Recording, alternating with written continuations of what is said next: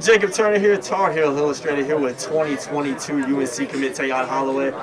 Tayon, this is the first time I think we've actually got to talk to you in person. Yeah. Let's go back to Christmas, that time when you committed to North Carolina.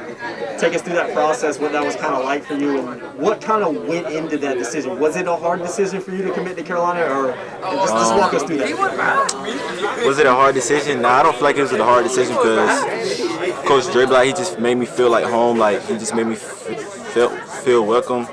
Plus, it's close to home. That was another thing I wanted, to be close to home so my family could see me play and stuff like that. And yeah.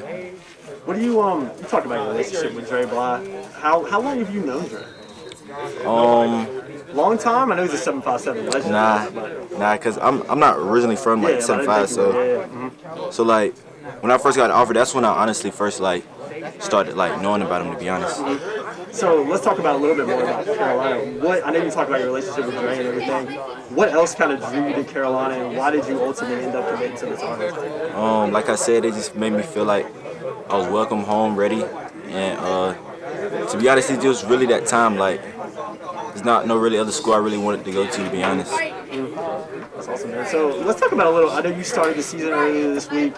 How good does it feel to just finally be able to play some football again, man? I know it's been a while. I felt good out there.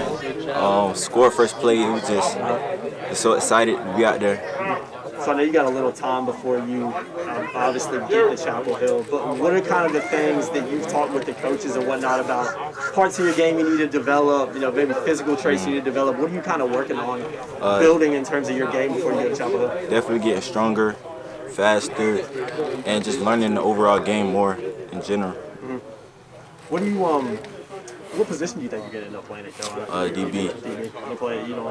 You looking forward to, what do you think about kind of Carolina's secondary right now? I know there are a lot of young guys that are getting some reps right now. Yeah. We hot. I feel like we could be the best secondary in the country.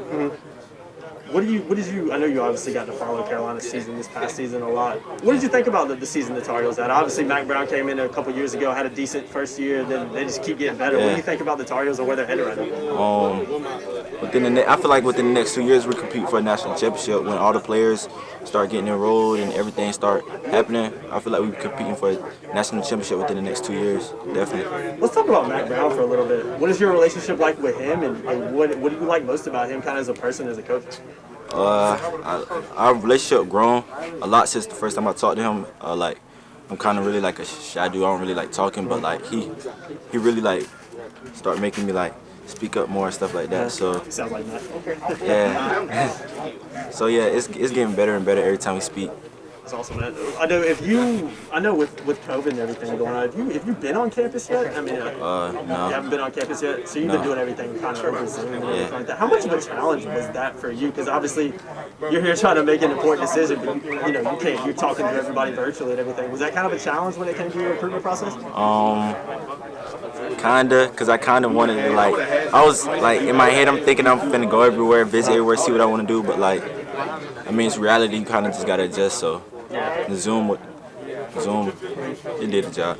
It's a typical, you don't get that typical experience, most kids before COVID, just second nature to go check out school. So, unfortunately, you didn't get to do that, but still committed to the Tar Heels. Last couple of things I want to kind of ask you, Tayon.